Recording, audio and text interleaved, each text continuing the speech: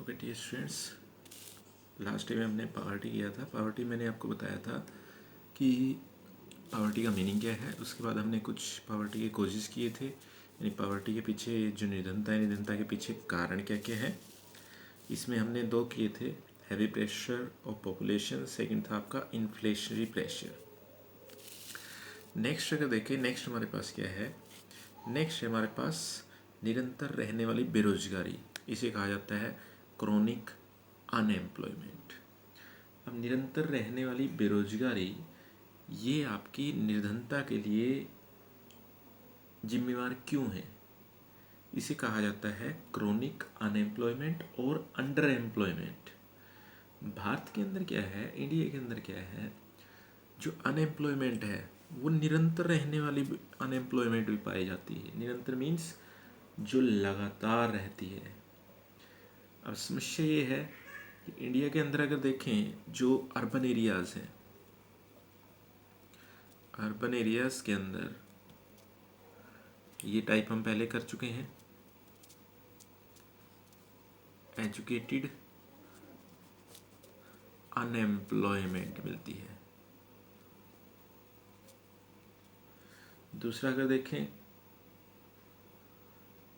जो rural areas हैं, rural areas के अंदर रूरल एरियाज़ के अंदर जितनी अर्बन एरियाज़ के अंदर अनएजुकेटेड जो एजुकेटेड अनएम्प्लॉयमेंट है, उससे भी ज़्यादा रूरल एरियाज़ के अंदर अगर देखा जाए, रूरल एरियाज़ के अंदर जो डिस्गाइज्ड अनएम्प्लॉयमेंट थी वो पाई जाती है। अब कोई व्यक्ति निर्धन कब होगा? जब उसके पास एम्प्लॉयमेंट नहीं होगा, जब उसके पास रोज़गार नहीं होगा। अगर किसी व्यक्ति के पास रोज़गार है तो वो निर्धन है ही नहीं। लेकिन हमारे यहाँ समस्या क्या है कि जो रूरल एरियाज़ हैं या अर्बन एरियाज़ हैं, वहाँ पर लगातार बनी रहने वाली बेरोज़गारी पाई जाती है। अब जब लगातार बेरोज़गारी बनी रहेगी तो वो व्यक्ति जो लगातार बेरोज़गार है वो आसानी से अपनी जो बेसिक नेसेसिटीज़ हैं, जो बेसिक रिक्वायरमेंट्स हैं, उनको फुलफ़िल कैसे करेगा, उनको कंप्लीट कैसे करेगा। तो ये बड़ी एक सबसे बड़ी समस्या है जो निरंतरता के पीछे है।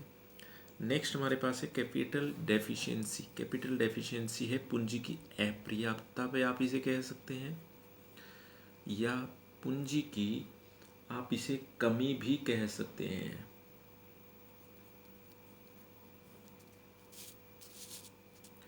आप इसे पूंजी की कमी भी कह सकते हैं कि इंडिया के अंदर अगर देखा जाए जो कैपिटल की डेफिशिएंसी है वो बहुत ज़्यादा है।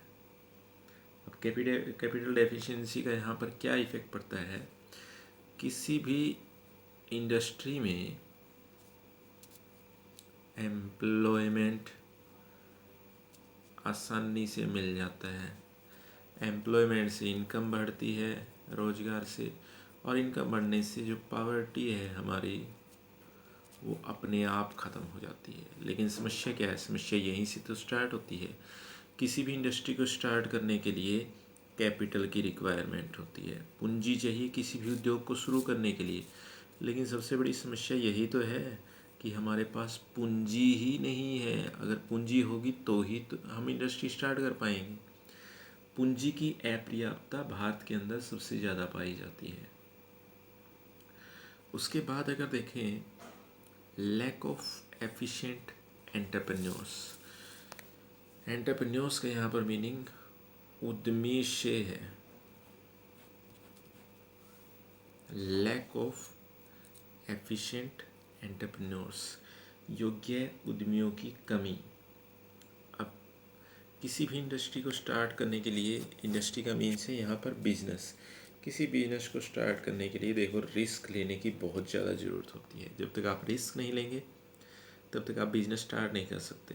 बिज़नेस का पहला ही फंडा होता है कि बिज़नेस जो है वो हमेशा एक रिस्क टेकिंग प्रोसेस माना जाता है, एक जोखिम अवस्था माना जाता है, या जोखिम हर व्यवसाय में उपस्थित होता है, ये हम कह सकते हैं। अब समस्या कहाँ है कि रिस्क लेना पड़ता है इंडस्ट्रीज़ को या किसी बिजनेस को स्टार्ट करने के लिए। अब प्रॉब्लम ये आती है कि हमारे यहाँ जो रिस्क लेकर किसी इंडस्ट्री को स्टार्ट कर सकें, ऐसे एबल एंटरप्रेन्योर ऐसे योग्य उद्यमी, या फिर ये कहें कि efficient entrepreneur. Efficient entrepreneur means कि हमारे यहाँ पूंजी उन लोगों के पास ज़्यादा है जो अपनी इंडस्ट्री स्टार्ट तो कर देते हैं बट वो एबल नहीं है।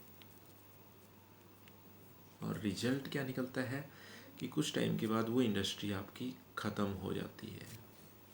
कि हमारे यहाँ जो एफिशिएंट एंटरप्रेन्योर है वो नहीं है।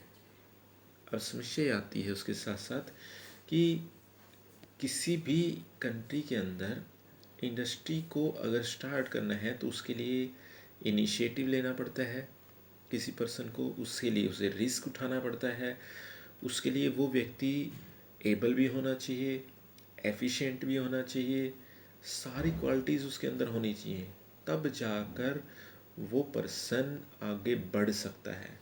तब जाकर अगर कहें वो एक अच्छी इंडस्ट्री स्टार्ट कर सकता है और उसे सक्सेसफुल भी बना सकता है। लेकिन हमारे यहाँ ऐसे ऐसे व्यक्तियों की बहुत कमी है।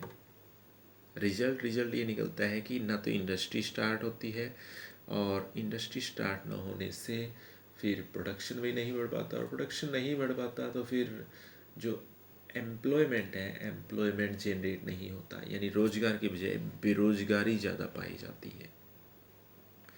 तो ये हमारे यहाँ कुछ रीजन हैं जो मेन जो कोजेज़ हैं, जो मेन रीजन्स हैं, वो आपके पावर्टी के हैं। इसके बाद देखते हैं नेक्स्ट रीजन हमारे पास क्या हो सकता है। नेक्स्ट रीजन करते हैं इसके बाद। जो नेक्स्ट रीजन है पावर्टी का, वो हमारे पास बनता है, वो आपका ये है। इससे पहले हम टोटल 5 कर चुके हैं। 6th रीजन देखते हैं। 6th रीजन हमारा बनता है lack of infrastructure.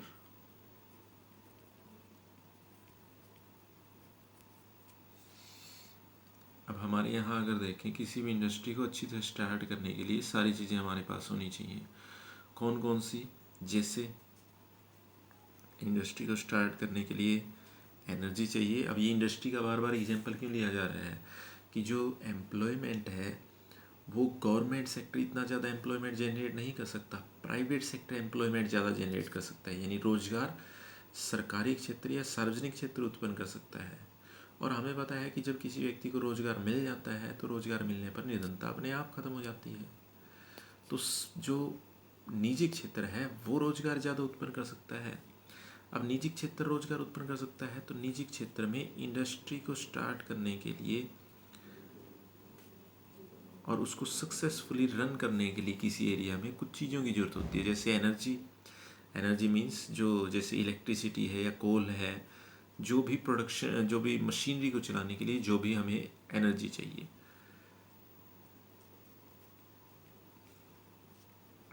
Transport facilities हैं, ये सारा का सारा इंफ्रास्ट्रक्चर में आता है कि हमारे यहाँ ये सुविधाएं ही बहुत कम है। अब अगर आप बहुत से एरियाज़ में अगर देखेंगे ना, बहुत से एरियाज़ में अवेलेबल ही नहीं है, तो वहाँ कोई भी इंडस्ट्री कैसे स्टार्ट करेगा? और अगर इंडस्ट्री किसी तरह लगा भी देता है तो उसको आगे रन कैसे करेगा, फ्यूचर में कैसे लेकर जाएगा? अब बहुत से एरियाज़ ऐसे हैं जैसे बिहार है, उड़ीसा है, वहाँ पर ट्रांसपोर्ट फैसिलिटीज़ हैं, एनर्जी जो इलेक्ट्रिसिटी है, बिहार के अंदर अगर जैसे देखें तो वहाँ पर इन चीज़ों की बहुत ज़्यादा कमी है। रिजल्ट क्या निकलता है कि जब ये सारी चीज़ें आप किसी भी इंडस्ट्री के लिए प्रोवाइड ही नहीं करेंगे तो उस एरिया के अंदर इंडस्ट्री कैसे स्टार्ट हो सकती है? और ये हमारा एक लिंक बन जाता है कि अगर इंडस्ट्री स्टार्ट नहीं होगी तो फिर जो एम्प्लॉयमेंट है वो आपका वहाँ पर जीरो रहेगा। एम्प्लॉयमेंट नहीं है, इट मीन्स कि कोई भी उस एरियाज़ के जितने भी रेजिडेंट्स हैं या उस क्षेत्र में जितने रहने वाले निवासी हैं उनकी इनकम या तो लो होगी या बिल्कुल जीरो होगी। और इनकम जीरो है तो आप कौन सी कैटेगरी में चले जाएंगे? कौन सी कैटेगरी में चले गए? पावर्टी कैटेगरी में चले गए।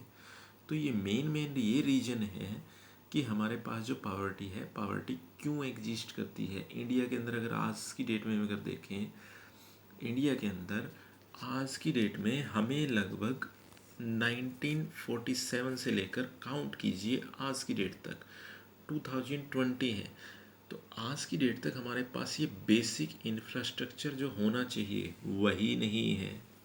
अच्छी हेल्थ फैसिलिटीज़ हमारे पास नहीं है, इंडस्ट्री हमारे पास इसीलिए नहीं स्टार्ट हो पाती, अच्छी एनर्जी सोर्सेज नहीं है, ट्रांसपोर्ट फैसिलिटीज़ नहीं है, और रिजल्ट ये निकलता है कि हमारा जो इंफ्रास्ट्रक्चर है वो बहुत ज़्यादा वीक पोजीशन में है इतने सालों के बाद भी।